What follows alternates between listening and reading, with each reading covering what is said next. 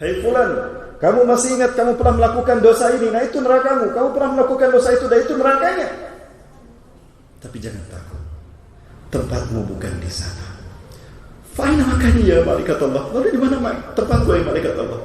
Tuh, di sebelah kanan. Ketika dia melihat ke kanan, dia melihat taman-taman yang indah luar biasa. Nah itulah surgamu, hai fulan. Malaikat, betulkah ini surgamu? Tunggu, sebetulnya ini bukan surgamu.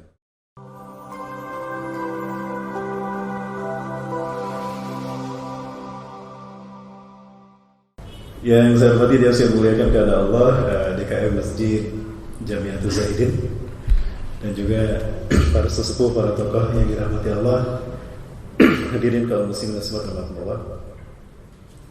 Saya seyogianya hadir pada maghrib tadi.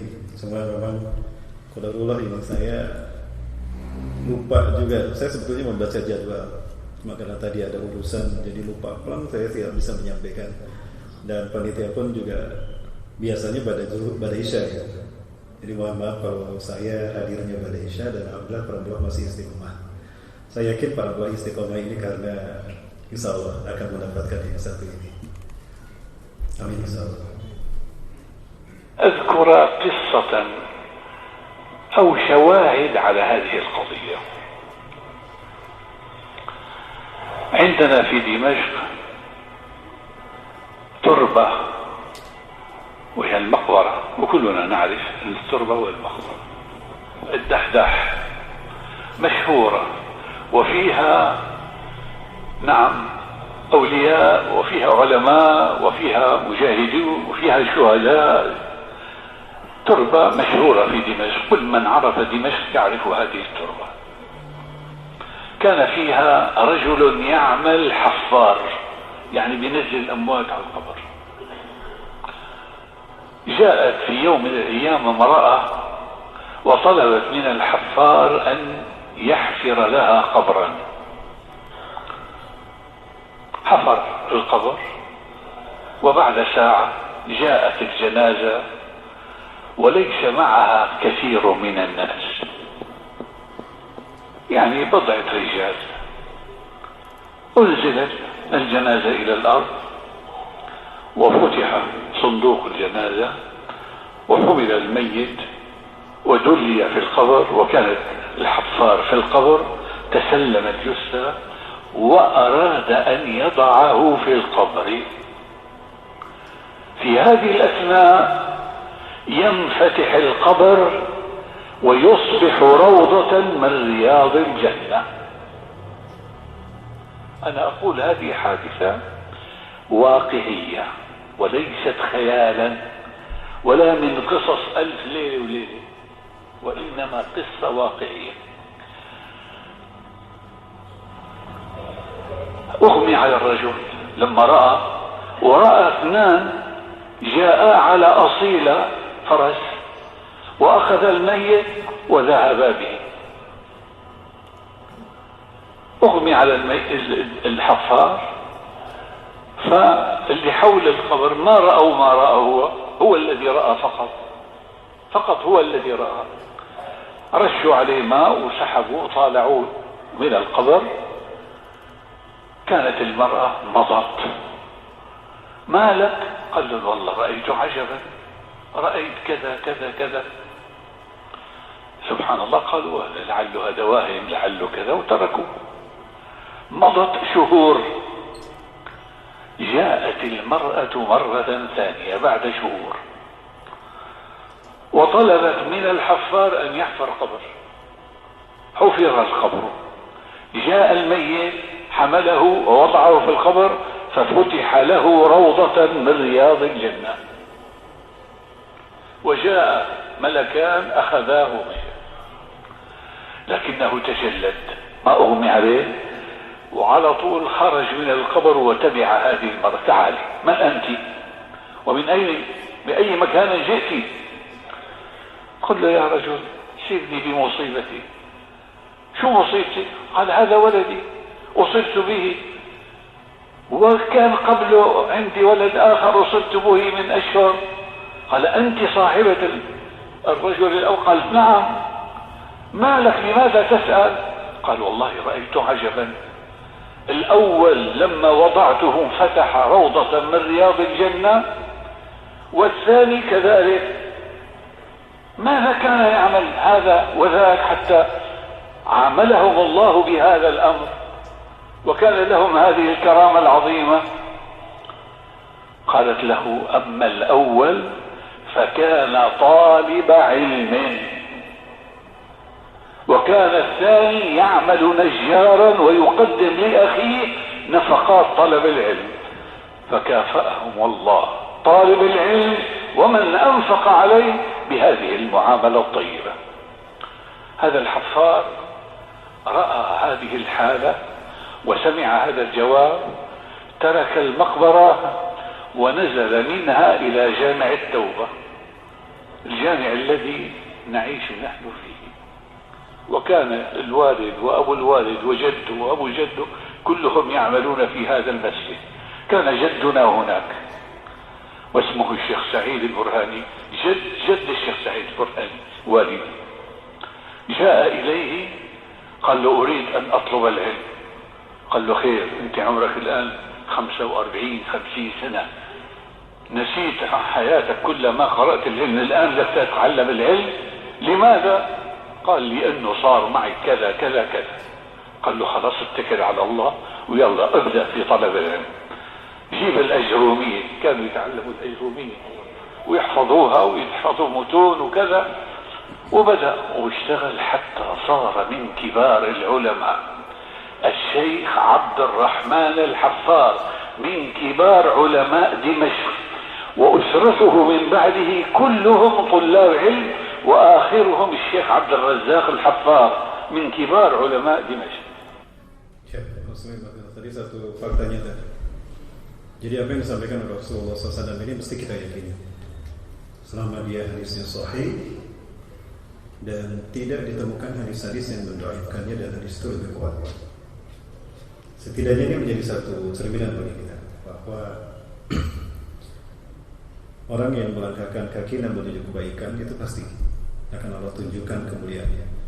Dan jika seseorang mendapatkan kemuliaan di kuburnya, maka dipastikan kemuliaan itu akan berlanjut sampai dia bertemu dengan Allah Azza wa Jalla.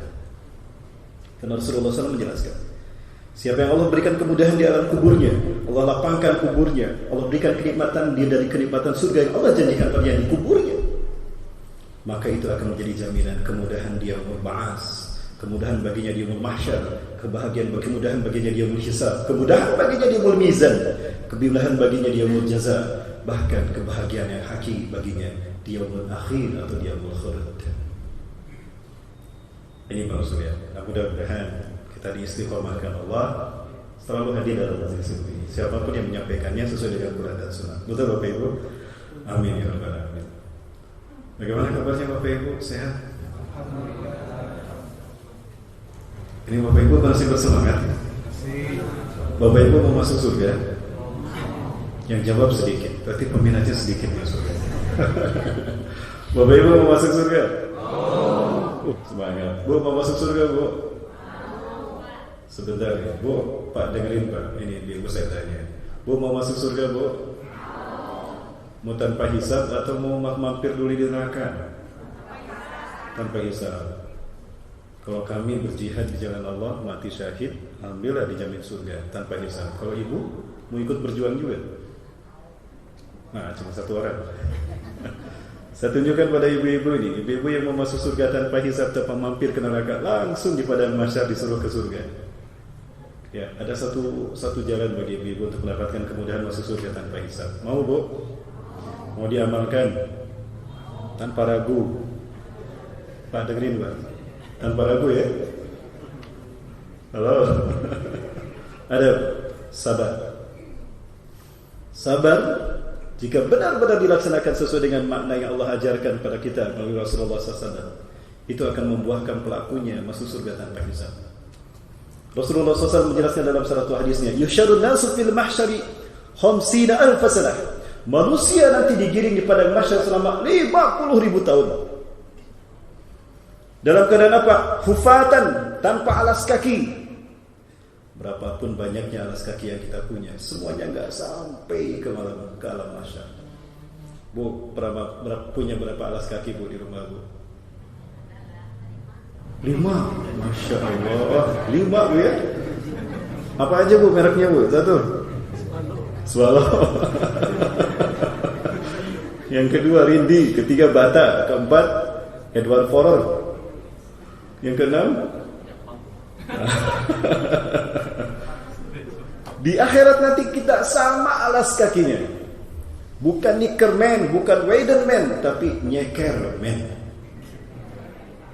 Gitu ya. Urutan telanjang bulat tanpa alas kaki. Ketika Rasulullah menyebutkan kita telanjang tanpa alas kaki, Siti Aisyah tersenyum. Padahal sejak awal menangis tuh, karena mendengar dahsyatnya cerita hari kiamat. Rasul cerita panjang tentang perjalanan menuju hari kiamat, menuju perjumpaan dengan Allah. Sampai Siti Aisyah menangis. Begitu Rasulullah sebutkan nanti di padang mahsyar kita dibangkitkan, dikumpulkan dalam keadaan telanjang bulat. Siti Aisyah bertanya, ya Rasulullah, hakan biduni libas? Betul kayak Rasulullah kita dikumpul tanpa pakaian? Hanya benar. Hakan biduni libas, tanpa pakaian. Idan ar-rijal wa nisa yanzuru ba'dhum ba'dan. Ya Rasulullah, nanti laki-laki sama perempuan saling lihat. Punya kamu besar. Apakah seperti itu? Tidak. Rasulullah membacakan surat Al-Qiyamah. Wujuhun yawmaidin nadirah ila rabbiha nadirah. Semua wajah semuanya menghadap ke depan kepada Tuhannya mereka memandang. La tazkuru nafsan siwa ila nafsa. Tidak ada seorang pun yang ingat kepada siapapun. Setiap manusia akan lupa pada kenikmatan hidup di dunia. Dia lupa pada anaknya, lupa pada istrinya, bahkan lupa kepada siapapun yang dicintai. Yang diingat manusia saat itu hanya satu. Aina makani fil akhirah? Di mana tempatku nanti? Di surga kah atau di neraka? Itu. Jadi tidak sempat. Al-amru yawmaidin asyaddu min ayyuhumahum dzalik ya Aisyah. Perkara pada saat itu dahsyat, manusia tidak akan sempat diri kiri dan kanan. Allahu Akbar. Orang yang mendapatkan kemudahan di kuburnya, dia tidak akan pernah lama. 50.000 tahun bagi para pendosa, bagi orang beriman, sa'atan qalilah, cepat sekali, tidak lama. Dan setelah mereka dibangkitkan telanjang, langsung Allah hijabi mereka. Yang pertama Allah hijabi adalah Nabi Ibrahim alaihi salam. Jadi istiqomah Bapak Ibu ya, menghadiri majelis ilmu. Bu, kembali saya tanya Bu, belum selesai. Lanjut Bu ya. Tetap pada komitmennya Bu. Kok jadi tegang begini? Ketika manusia digiring untuk masuk ke hari-hari berikutnya, 50.000 tahun, tiba-tiba ada sekelompok orang yang selonong boy saja. Mereka nggak mau ngantri, langsung maju ke depan menuju surga. Maka para malaikat mencegatnya. Tawakkafu. Aina antum dhahibun? Mau kemana kalian pergi? Berhenti. Apa kalian tidak baca? Dimohon antri di dalam nyelek. Balik ke sana. La. Aina antum dhahibun? Mau kemana kalian? Ya malaikat Allah, nahnu dhahibuna ila jannah. Kami ingin pergi ke surga kami. Baik. Enak aja kalian mau masuk surga. Fima kuntum, emang kalian siapa? Orang ngantri ribuan tahun, kalian selalu baik begitu saja. Siapa kalian? Maka mereka menyatakan, ya malaikat Allah, nahnu sabirun. Wahai malaikat Allah, kami adalah orang-orang yang bersabar. Gampang orang ngomong sabar. Pak Sobirin aja belum tentu sabar. Ada Pak Sobirin sini? Ada. Maaf Pak ya, ini cuma cerita Pak. Fima sabrukum idan, emang sabar kamu seperti apa? Pede asal kalian mau masuk surga tanpa hisab. Ya malaikat Allah, nahnu sabiruna fi ta'atillah, fi mangshatina wa fi maqrahina, fi yusrina atau fi asrina, lan nankusu ta'atan Allah, ta'atan ilallah. Kami sabar ketika kami mentaati Allah. Dalam keadaan senang kami taat, dalam keadaan susah kami taat. Kami tidak mengurangi ketaatan kami kepada Allah sesusah apapun kehidupan kami. Wa nahnu sabiruna an ma'siyatillah. Dan kami adalah orang-orang yang bersabar dalam menahan diri dari melakukan maksiat. Betapapun kami susah hidup kami, betapapun kami hidup menderita, ketika ada perbuatan dosa, kami diiming-imingi dunia dan maksiat. Tidak. kami jaga akidah kami dengan kesabaran kami. Hadza sabduna ya malikatullah, itulah kesabaran kami. Apa kata malaikat? Idzan antum kama qultum. Benarlah kalian. Salatum, benarlah kalian. Kalian memang orang yang bersabar. Maka dibukakanlah pintu surga untuk mereka, maka mereka masuk surga tanpa hisab. Bu, jadi gimana Bu? Mau melalui pintu sabar masuk surga tanpa hisab, Bu? Kalau bapaknya nikah lagi mau sabar?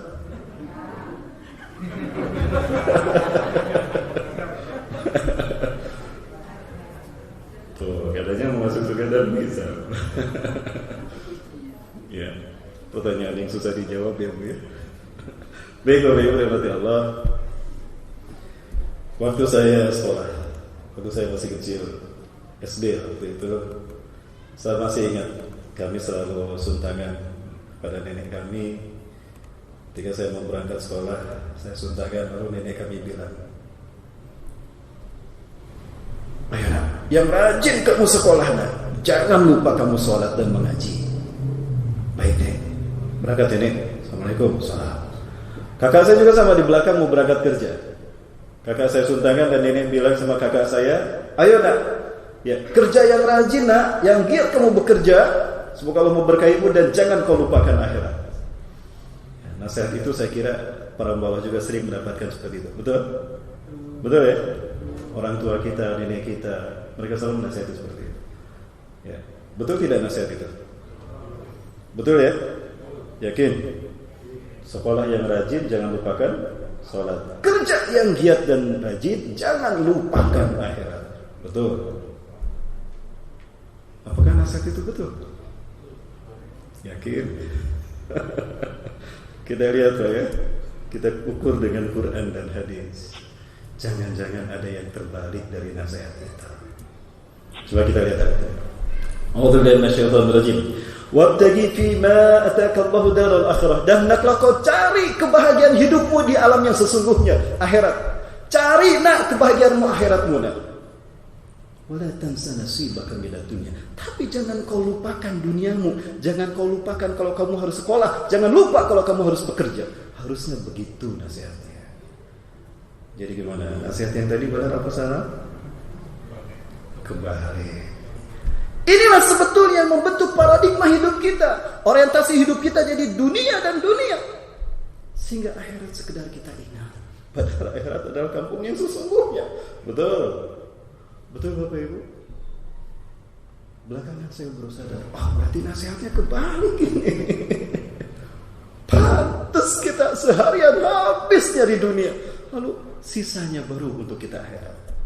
Allah, ini filosofi yang salah yang harus kita tinggalkan. Orientasi hidup kita yang harus kita rubah. Harus kita reorientasi kembali visi misi hidup kita di dunia. Yang benar adalah carilah akhiratmu. Kejar akhiratmu nak, jangan kau lupakan sekolah. Raih surgamu nak, jangan kau lupakan bekerja. Yang benar seperti itu. Tapi demikianlah kebanyakan manusia. Mereka lebih cenderung hedonis, materialis belakangan ini. Karena memang begitulah dunia. Indah di mata kita, indah di mata syahwat. Pada dunia tidak ada artinya dibandingkan dengan akhirat. Apa sebetulnya yang kita cari di dunia, Pak? Kalau tidak salah ini yang kita cari di dunia. Betul?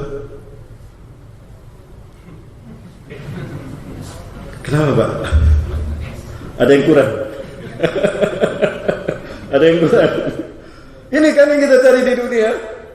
Pertanyaannya, dari semua hal yang ada yang isi dunia ini, apakah sudah kita dapatkan semua? Belum. Belum, Pak. Usia Bapak udah berapa, Pak? Masih banyak yang belum Bapak dapatkan. Usia sudah berapa, Pak? Jadi saya tanya, dunia itu dekat apa jauh, Pak? Jauh. Sementara akhirat dekat. Dunia itu jauh, akhirat itu dekat.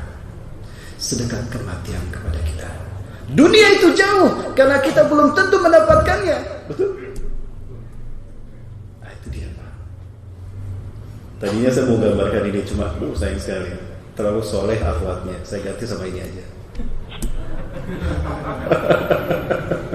Akhwatnya terlalu soleh. Ya, nanti aja lah jadi pasangan saya di akhirat ya, di surga. Iya, saya ngomong gini kan istri saya nggak ikut. Kalau ikut saya nggak berani. Ya, mumpung yang di sana bukan istri saya. Gitu Pak ya, subhanallah. Ya Ustaz, tapi kan kalau kita hidup di dunia ini juga harus kita kuasai. Kalau kita terus urusan akhirat, kapan kita akan menguasai dunia? Betul. Kita harus seimbang Ustaz antara dunia dan akhirat. Betul, harus seimbang.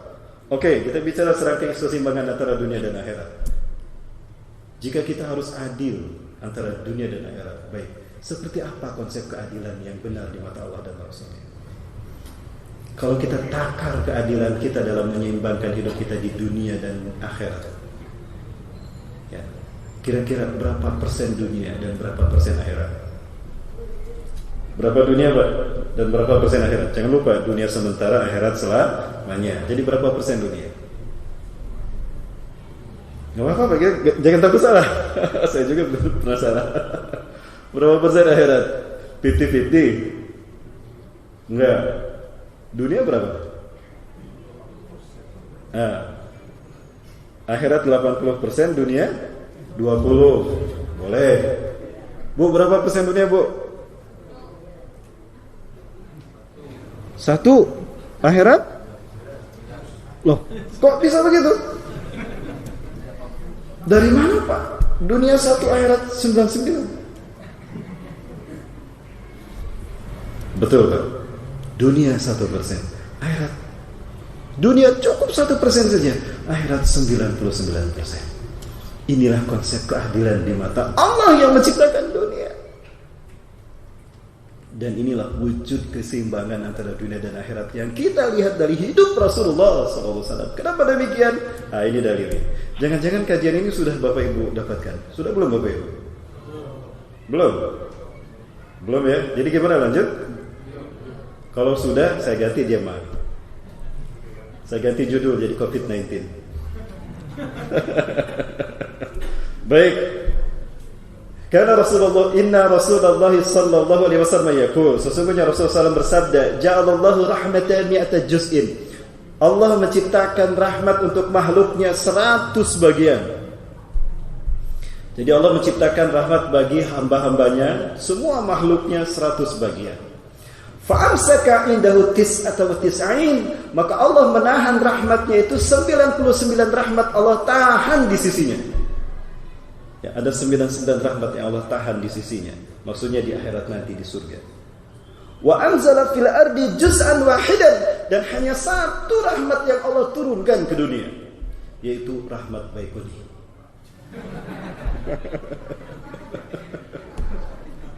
Rahmat Baikuni. Karena cuma ada 1 rahmat di sini. Ada rahmat yang lain? Ya. Hanya 1 rahmat yang Allah turunkan ke bumi ini. Famin dalikal juz'i, maka dengan 1 rahmat tadi yatarahamul halqu, semua makhluk berkasih sayang. Bapak Ibu, jangan lupa indahnya dunia dengan segala isinya. Itu cuma 1 rahmat dari 100 rahmat yang Allah ciptakan. Ya. Jadi yang kita kejar selama ini seumur hidup kita dari pagi sampai malam itu cuma 1 rahmat saja. Cuma 1%. Udah gitu dibagi kepada semua makhluk. Berapa jatah manusia? Udah gitu dibagi pada sekian miliar manusia. Berapa jatah Pekanbaru? Makin kecil Bapak Ibu. Itulah dunia. Lalu kenapa kita habiskan waktu kita untuk yang 1%, sementara yang 99% hanya sekedar tidak lupa, hanya sekedar sempat saja atau waktu sisa? Gimana Bapak Ibu sekalian? Baik. Dunia yang kita kejar ternyata tidak berarti dibandingkan dengan akhirat kita. Rasulullah SAW pernah memperbandingkan antara dunia dengan akhirat seperti ini. Wallah, demi Allah, mad dunya fil akhirah, tidaklah dunia dibandingkan dengan akhirat illa masalu ma yaj'alu ahadakum, kecuali melainkan seperti seseorang di antara kalian yaj'alu isba'u fil yami hadhi, memasukkan telunjuknya ke lautan, celup gitu ya. Falyanzur bima tarji, maka perhatikan dengan apa telunjuknya kembali. Air yang nempel di telunjuk itulah dunia dan segala isinya. air laut yang ada. Air yang di lautan itulah akhirat. Allahu Akbar. Bapak Ibu, bagaimana kita menikmati air yang ada dalam telunjuk kita? Adakah kita minum begini? Lok lok lok lok lok lok. Lok lok lok lok. Ada? Tidak. Lalu bagaimana kita menikmati air yang ada dalam telunjuk kita? Dijilat kan? Betul? Kok ada rasanya ini? Kok ada rasanya di tangan saya? Ya. Terasa tidak Bapak Ibu hanya dengan dijilat? Apakah haus kita hilang hanya dengan menjilat air yang ada dalam telunjuk kita? Tidak. Begitulah dunia.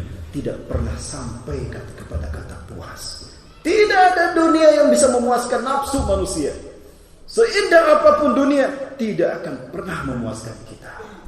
Tapi akhirat lebih dari kata puas. Itu Bapak Muslim Allah. Nah, jadi dunia itu jauh sebetulnya, dan akhirat itu dekat.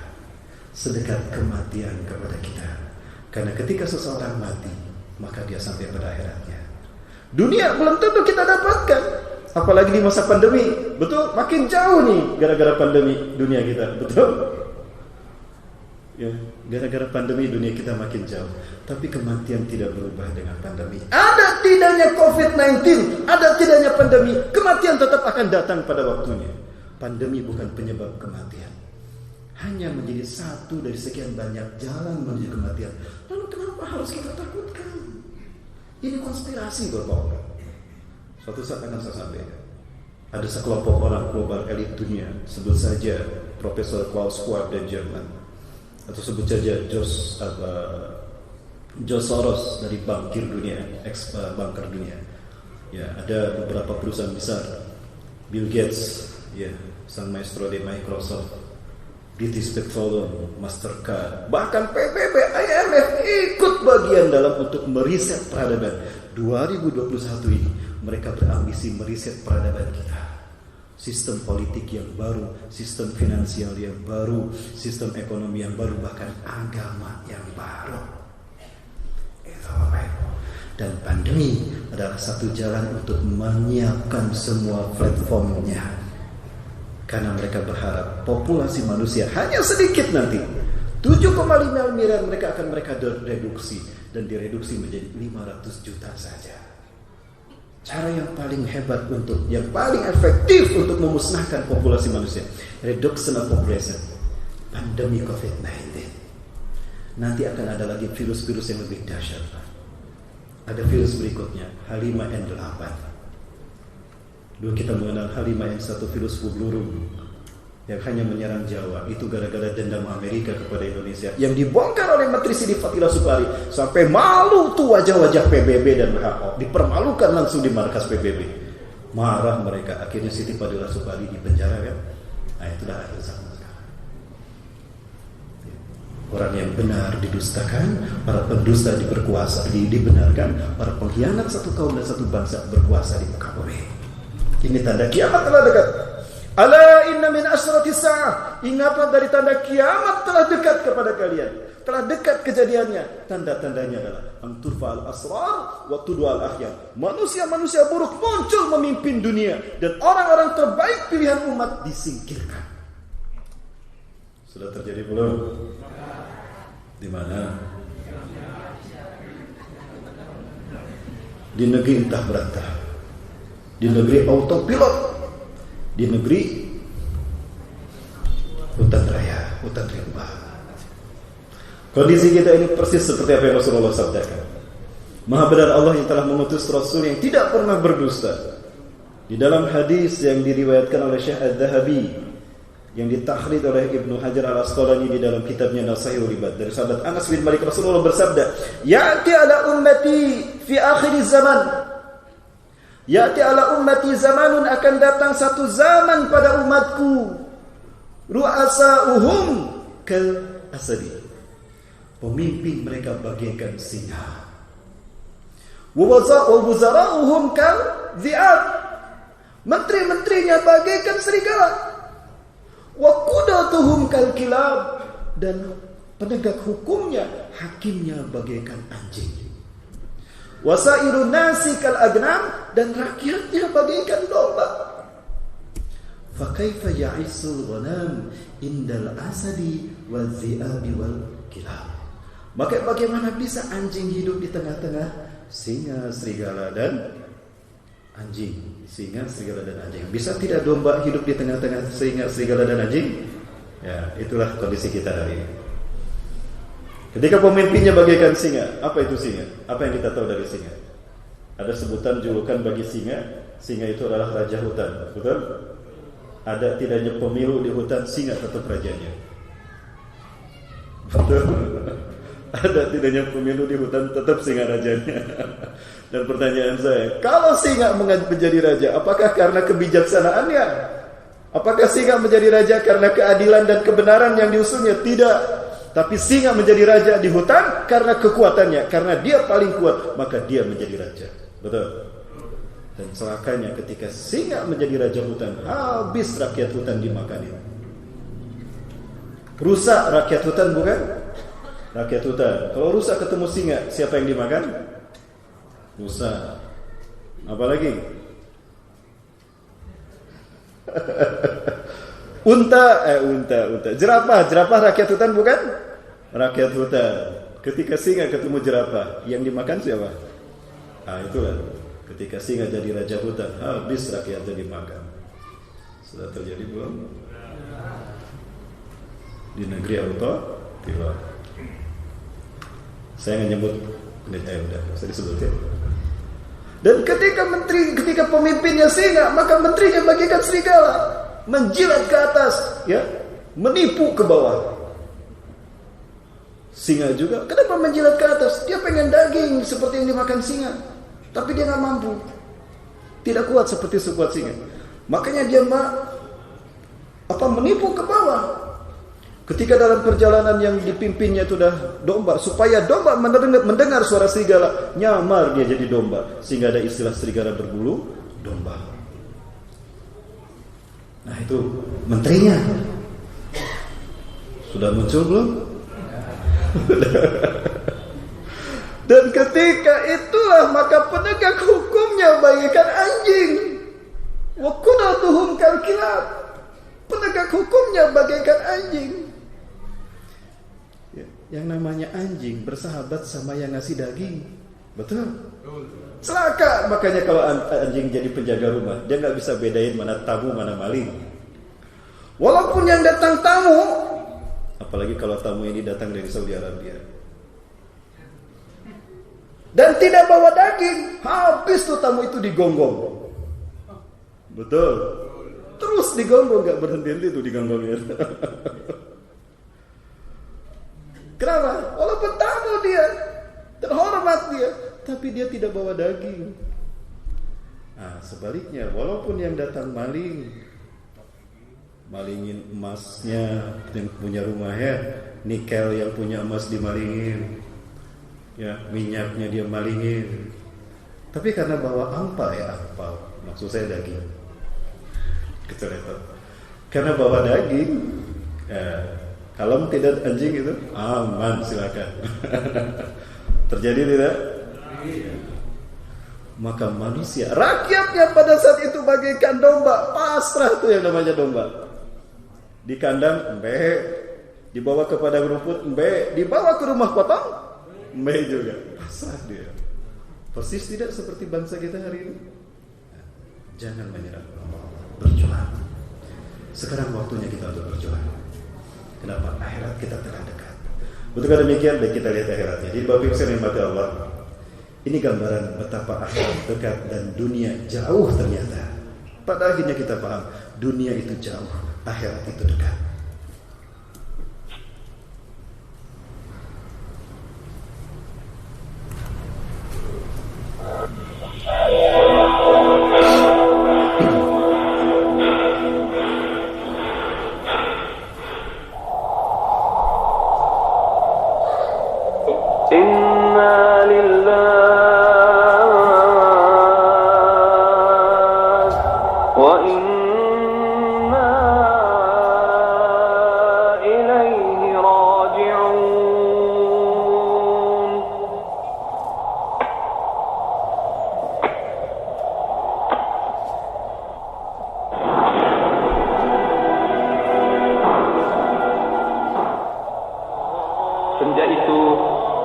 matahari begitu enggan memperlihatkan cahayanya.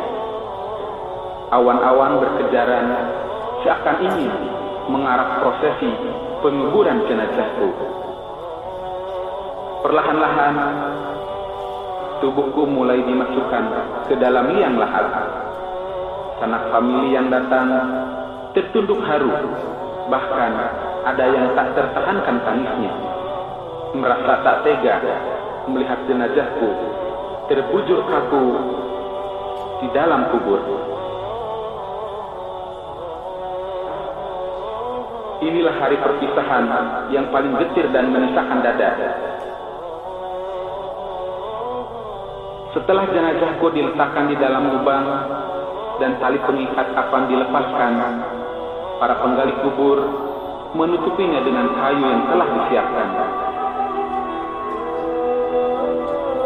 Dan lahat pun dijejal tanah dengan rapatnya. Inilah akhir episode kehidupanku di dunia ini, dan mulai memasuki kehidupan yang baru di alam kubur.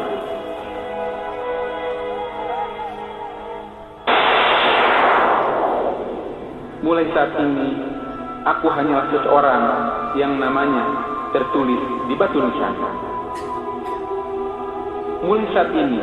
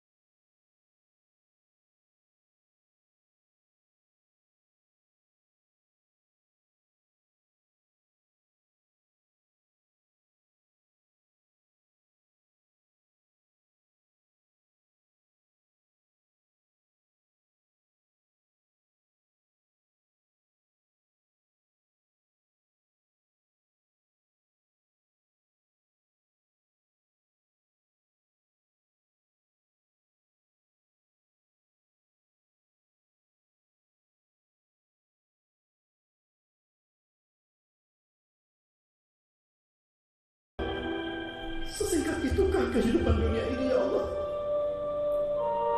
Padahal baru saja aku memiliki rumah impian yang belum lama aku tinggali.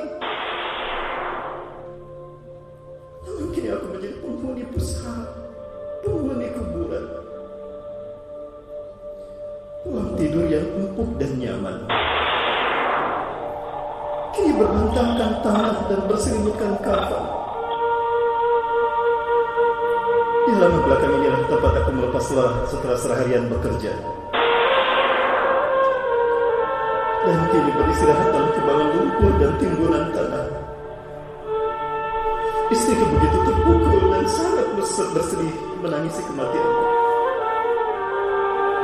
Tapi kini sudah bahagia karena dia telah menikah lagi dengan lelaki lain. Sedangkan aku berbaring sendiri di dalam tanah ini, ya Allah, dicekam kesendirian. Tawarilah aku bahagia saat menyambut kedatanganku pulang.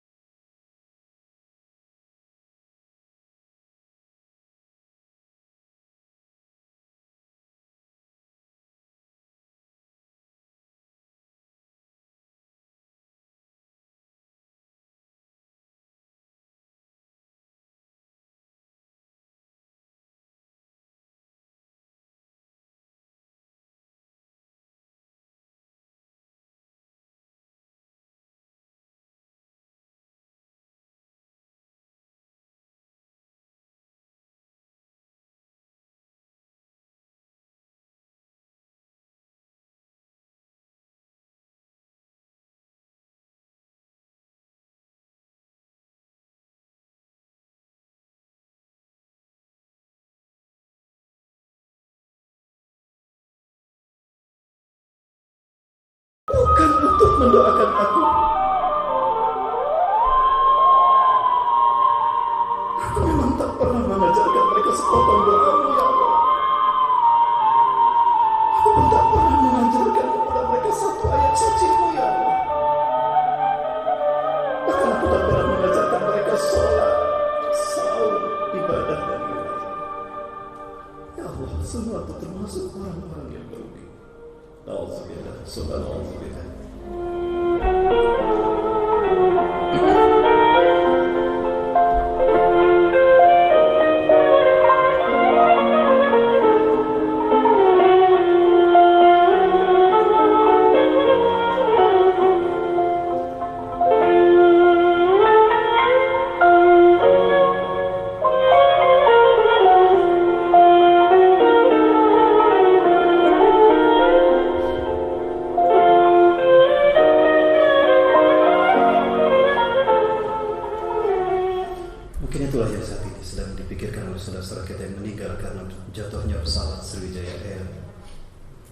Itu pula barangkali yang dibayangkan oleh saudara-saudara kita yang mati tertimbun longsor di Sumedang. Barangkali itu pula yang dialami saudara-saudara kita yang meninggal karena banjir bandang di Kalimantan Selatan atau karena gempa di Majene dan Mamuju. Sekali lagi, Alhamdulillah, manakah yang dekat kepada kita, dunia atau akhirat kita? Seumur hidup kita, berapa persen dari harapan dunia yang sudah kita capai? Tapi akhirat yang tidak pernah kita duga ternyata datang lebih dulu menjemput kita dengan kematian. Alhamdulillah, mau kapan kita mulai kembali bertobat kepada Allah? Mulai sekarang, alhamdulillah, mumpung belum terlambat. Lalu kemana perginya kita apabila kita mati meninggalkan dunia? Bapak Ibu sekalian, apabila yang meninggal ini orang yang beriman, maka malaikat maut akan datang mencabut nyawanya ketika rizkinya habis. Ajal itu adalah habisnya rizki yang Allah takdirkan untuk kita. Konon malaikat maut setiap hari itu 70 kali datang menjemput, datang mengontrol kita. Ketika datang, dilihat rizkinya masih ada, balik lagi. Datang lagi mengunjungi kita, dilihat rizki kita masih banyak, oh balik lagi. Sampai nanti datang terus menerus selama rizki kita masih ada. Allah tidak, malaikat ini tidak akan mencabut nyawa kita dengan seizin Allah. Sampai suatu saat kesal nih malaikat, kok orang ini gak habis-habis rizkinya.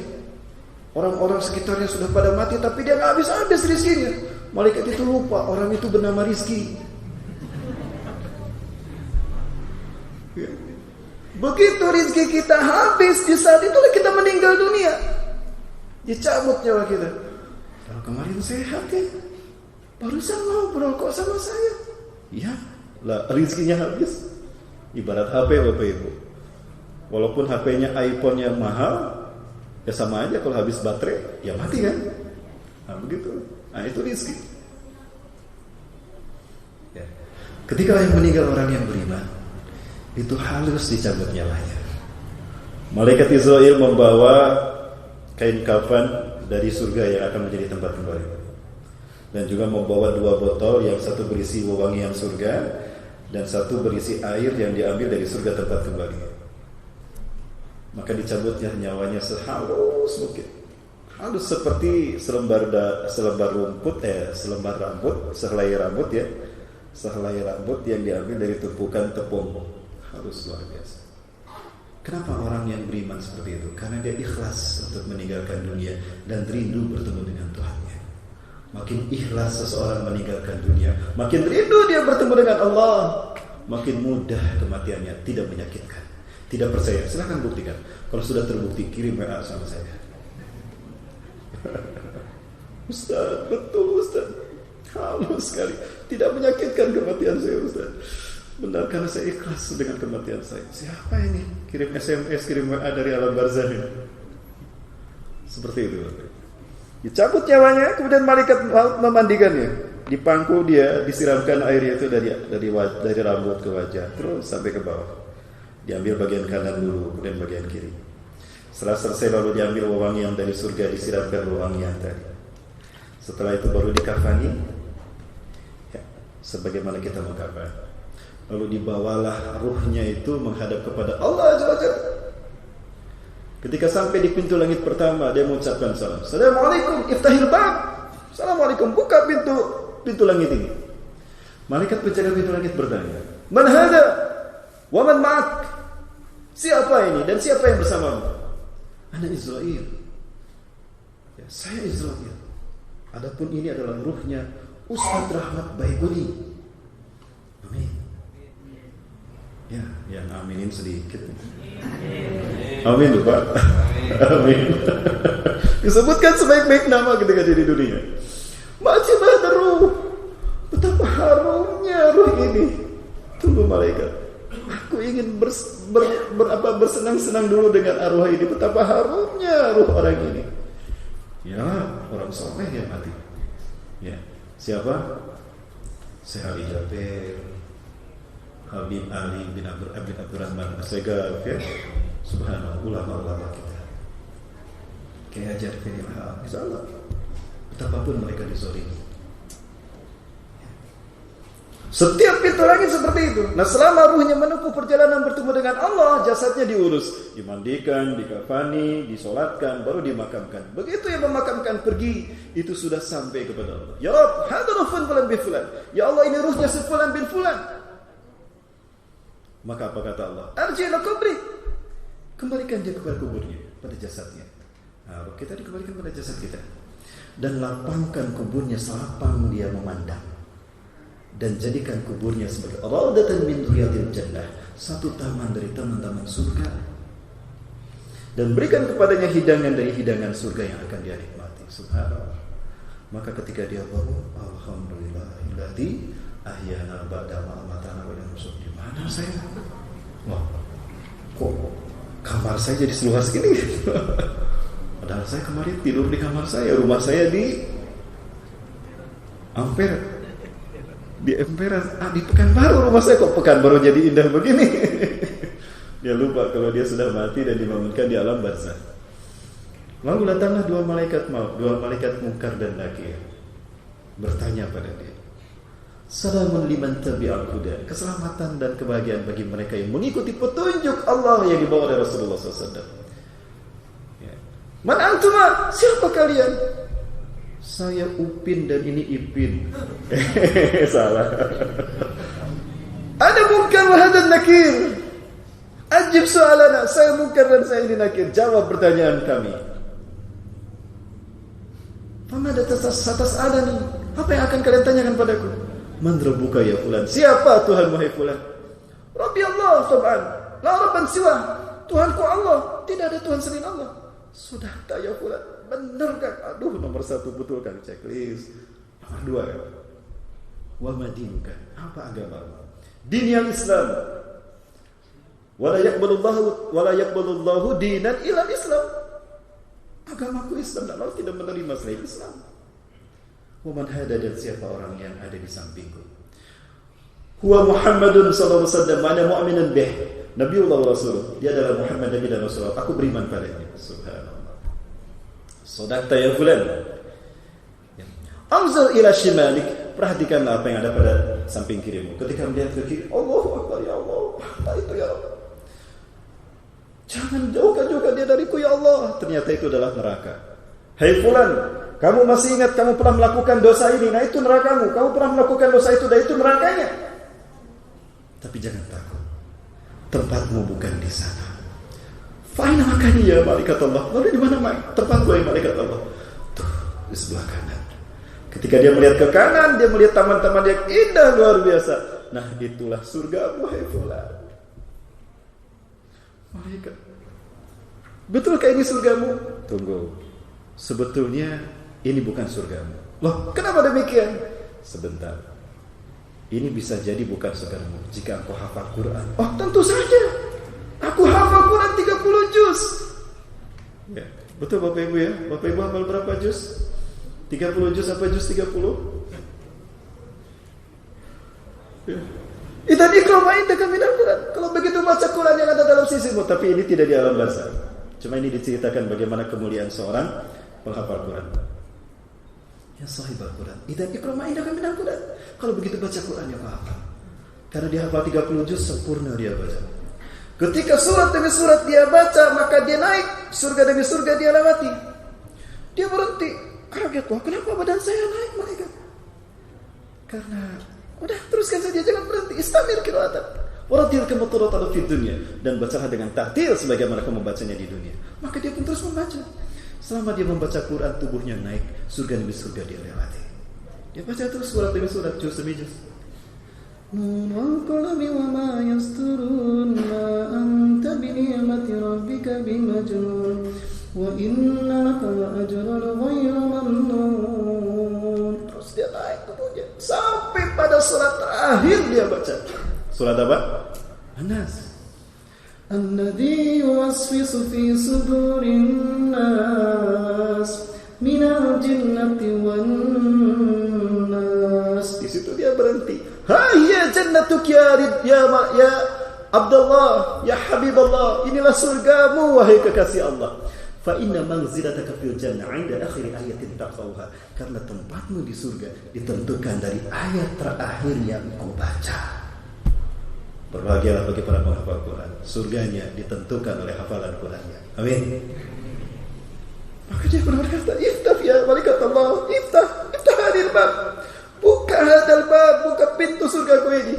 Ragibtu an a'rifa kaifa kana jannati, seindah apa surgaku, aku ingin tahu. Sebentar wahai hamba Allah.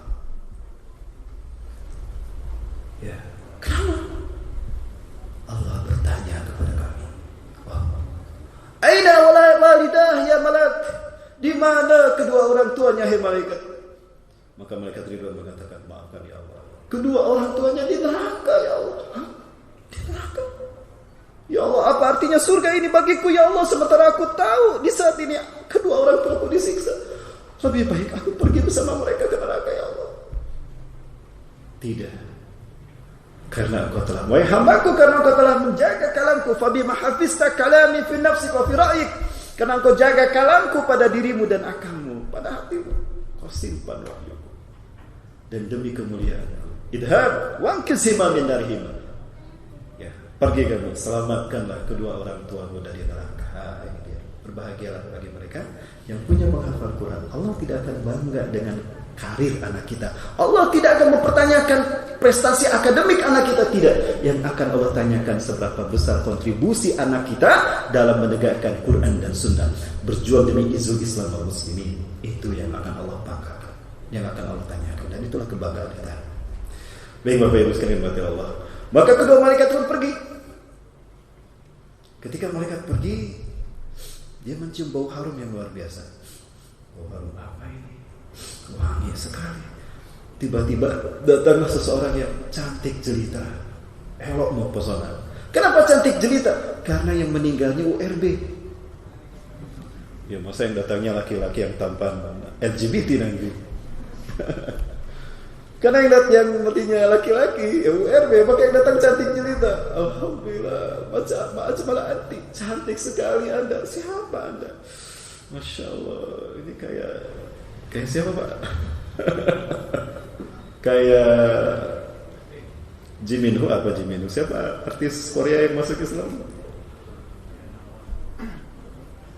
Ayah Namun ya? Duh, ini lebih cantik dari Ayah Namun ini. Sebentar.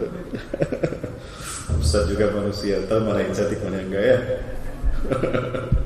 Mana anti, siapa engkau, betapa cantiknya engkau? Tanya amal kasar di dunia. Aku amal baikmu di dunia dan aku temanmu di alam barzah ini. Alhamdulillah. Ayo, mau kemana? Aku akan mendampingimu. Ke sana yuk, seperti itu. Nah, itulah yang terjadi. Dia menikmati kenikmatan surga yang akan menjadi tempat kembalinya. Dan inilah yang terjadi Bapak Ibu bagi orang seperti itu. Ini kisah nyata.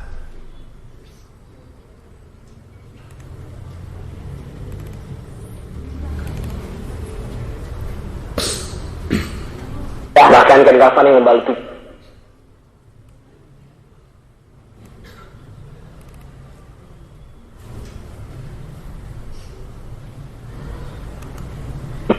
itu tidak rusak. Inilah jenazah Kiai Haji Abdullah Mukmin, sebuah jasad yang telah 26 tahun dikubur. Saat diangkat diketahui jenazahnya tidak hancur. Bahkan kapan yang membalut jasad itu terlihat masih bagus. Pembongkaran